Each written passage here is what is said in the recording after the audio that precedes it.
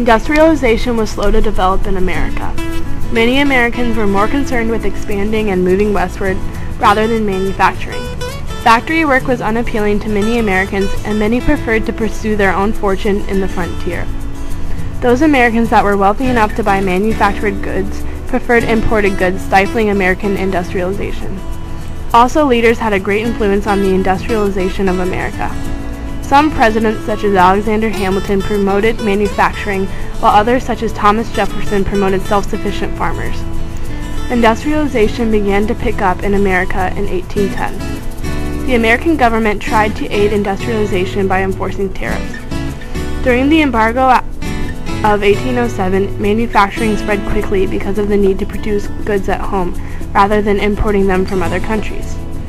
Many people promoted homemade goods and wore baggy homespun garments. The putting out system was the production of goods in private homes under the supervision of a merchant who put out the raw materials, paid a certain amount for each finished piece, and sold the completed item to a market far away.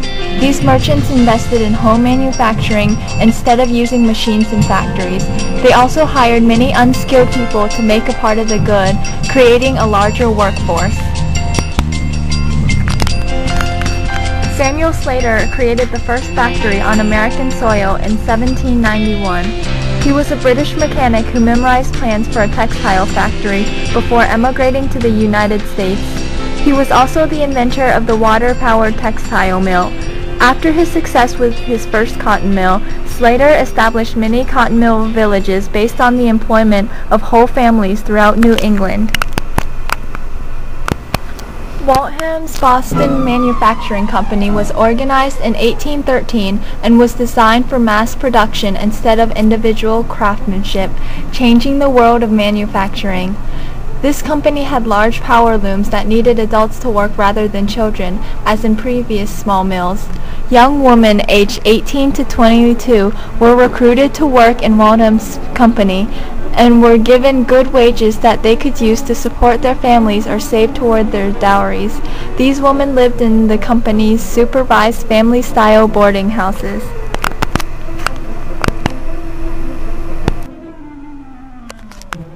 Francis Cabot Low established America's first textile mill, employing over 300 people, most of whom were unmarried women between the ages of 15 and 30.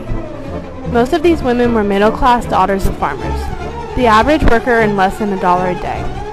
Not many of their families needed their incomes, so they mostly went towards their dowries. These women lived in factory-owned dormitories run by matrons and worked 11-hour days. Women received recreational and educational opportunities in their spare time. Women were required to go to church on Sundays and were strictly overlooked. Lowell's system was so successful because everything, both spinning and weaving, was done under one roof and was carried out by machines, and created a disciplined and respectable workforce.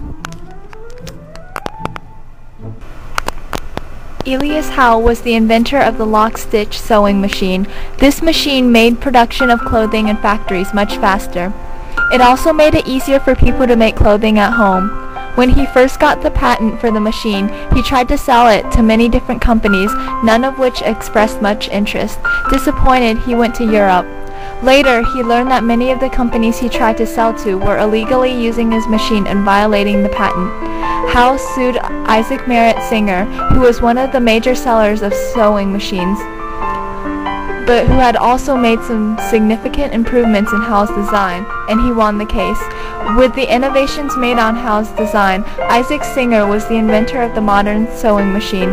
These innovations included a foot-operated treadle rather than a hand crank, as in Howe's model, that powered the machine.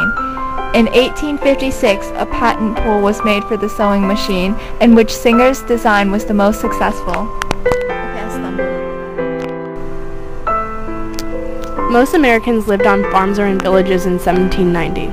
Only Philadelphia and New York had populations larger than 20,000. By the 1860s, 43 cities had at least 20,000 people. New York, with 800,000, was the nation's largest city. Factories attracted people to move to the cities to work. Factory owners promoted immigration to these cities because they could pay the immigrants very low wages. Working conditions became worse as industrialization continued, requiring people to work long hours each day, which was bad for their health. Workers were exposed to dangerous fumes in unventilated areas. In fact, a tired worker could easily lose an eye or a limb or even die. The buildings they worked in were often poorly ventilated, heated, and lighted. Workers were forbidden by law to form labor unions to raise wages because it was considered a criminal conspiracy. Living rooms. Child workers in Slater's factory worked 12 hours daily in the winter and 14 to 16 hours daily in the summer. Women earned half of what men did, and children earned even less.